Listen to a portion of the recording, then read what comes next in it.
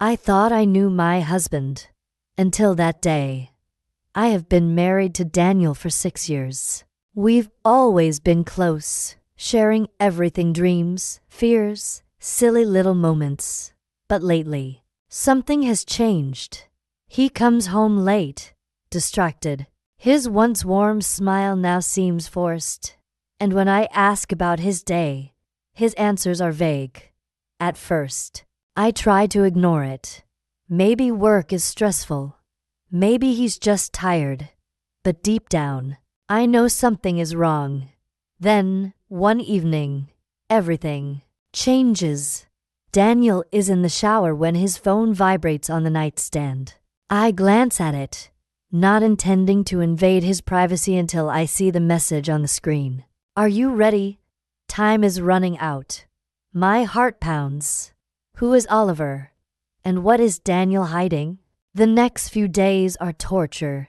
Daniel's behavior only gets stranger. He avoids eye contact, leaves the house earlier than usual, and barely talks during dinner. When I ask if something is wrong, he just smiles weakly and says, "Everything's fine." I don't believe him. Then, on Friday evening, he tells me, I have a last-minute meeting at work. But his voice wavers, just a little. It's the first clear sign that he's lying. My hands tremble as I grab my coat. I don't want to be the kind of wife who follows her husband. But my instincts scream that I have to know the truth. So I get into a taxi and follow him. To my surprise, he doesn't go to the office.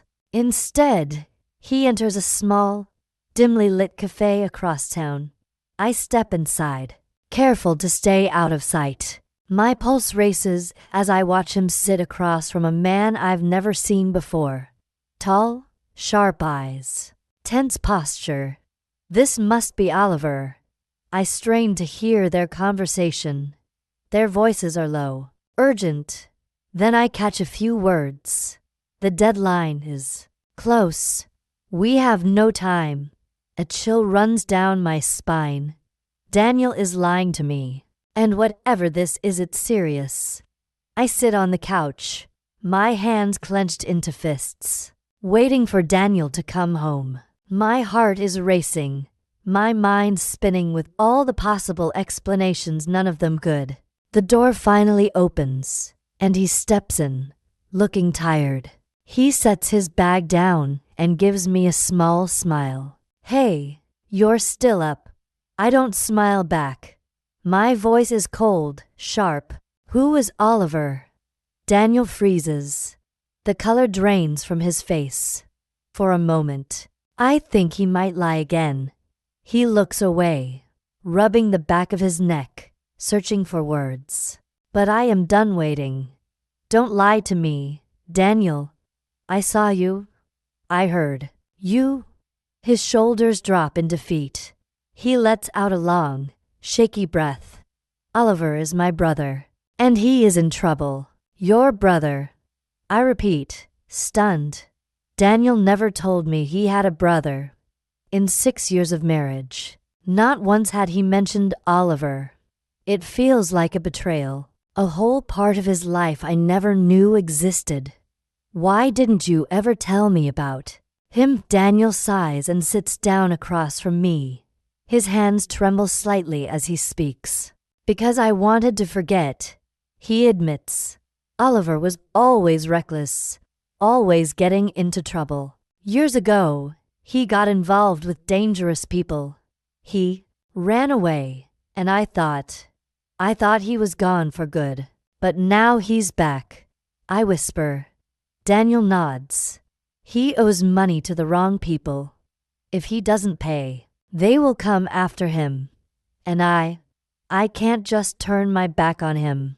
I want to be angry. I want to yell at him for keeping this from me. But when I look into his eyes, all I see is pain. A mix of emotions swirls inside me: betrayal, fear, compassion. And you didn't tell me. After everything. My voice breaks. Daniel reaches for my hand, but I hesitate before letting him hold it. I was trying to protect you. He says softly, but he doesn't understand. Protecting me doesn't mean keeping secrets. And now, whether I like it or not, I am part of this. We sit in silence, the weight of the decision pressing down on me. 48 hours. That's all we have. I glance at Daniel, his fingers nervously tapping against his knee. He's waiting for my answer. But how can I possibly make this choice? Option 1. We help Oliver. We save his life. But what if he disappoints us again? What if he takes the money and vanishes?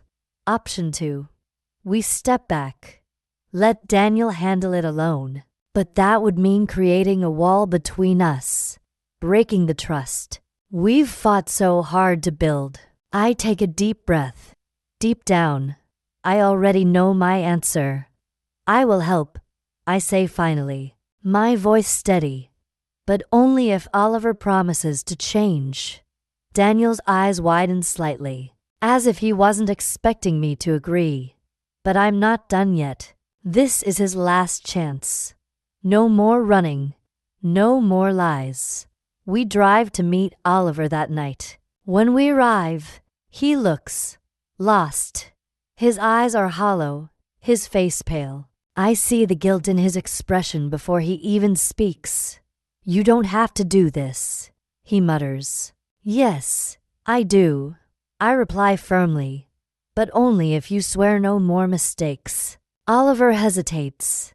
He's made too many promises before, broken too many. But this time, something shifts. Tears well up in his eyes, and his voice cracks as he whispers, I swear, no more mistakes. The next morning, Daniel and I gather everything we can. I sell the necklace my grandmother gave me. Daniel pawns his watch, the one I gave him on our wedding day. It hurts, but this isn't about objects. This is about saving a life. By nightfall, we have the money. It's not much, but it's enough. We drive to the meeting point, a dark alley behind a warehouse. The air is thick with tension as Oliver steps out of the car, gripping the envelope tightly. Stay here, Daniel whispers, but I grab his hand. I'm not leaving you. We watch as Oliver approaches the men waiting for him. They don't look like the kind of people who forgive easily. One of them snatches the envelope from his hands, flipping through the bills. A long silence. My heartbeat pounds in my ears. Then, without a word, they step back into their car and drive away. Oliver stands frozen for a moment, then slowly turns back to us. He's still alive. I let out the breath I didn't realize I was holding. Daniel walks up to Oliver, hesitation flickering in his eyes. Then, unexpectedly, he pulls him into a hug. For the first time, I see Oliver differently, not as a lost cause, not as a mistake waiting to happen, but as someone given a second chance. The real question is, will he use it wisely? Only time will tell. Time has passed, but the weight of what happened still lingers. Some wounds heal quickly, others take time. And trust. Trust is rebuilt one piece at a time. I want to believe that everything is behind us, that Daniel and I can return to the way things were. But the truth is, something changed. It's not just about Oliver or the money we lost. It's about the secrets, the ones Daniel kept, thinking they would protect me, and the ones I uncovered on my own. Some nights, I lie awake, staring at the ceiling, wondering, if I hadn't followed him, would he have ever told me the truth? Daniel has been trying. He's more present, more open. He tells me about his day, about work, about things that seem unimportant. But I know why he does it. He's trying to prove that there's nothing left to hide. And yet, part of me still hesitates. Then, one evening, something happens. Daniel comes home from work, Looking exhausted but lighter, he drops his bag on the couch and walks straight to me. His hands find mine, and for a moment, he just looks at me like he's searching for the right words. From now on, he says softly, no more secrets. I feel something shift inside me. It's not an apology, not a grand gesture. It's a promise, a simple one, a real one. A small smile tugs at my lips. I want to believe him. I want to move forward. And maybe I can. I squeeze his hands. No more secrets, I repeat. Oliver disappeared for a while after that night. He needed space, and honestly, so did we. But 3 months later, Daniel gets a call. I watch from across the room as he listens, nodding, his expression unreadable. When he hangs up, he turns to me with something I haven't seen in a long time. Hope. It was Oliver, he says. He got a job. A real one. He says he's staying. Out of trouble. I study Daniel's face, searching for doubt. But there's none. He believes in Oliver. And maybe, just maybe, Oliver believes in himself this time. I don't know what the future holds. I don't know if Oliver will keep his promise, or if Daniel and I will ever be exactly the same as before. But I do know this: trust can be broken, but forgiveness is what rebuilds a relationship. And for now, that's enough.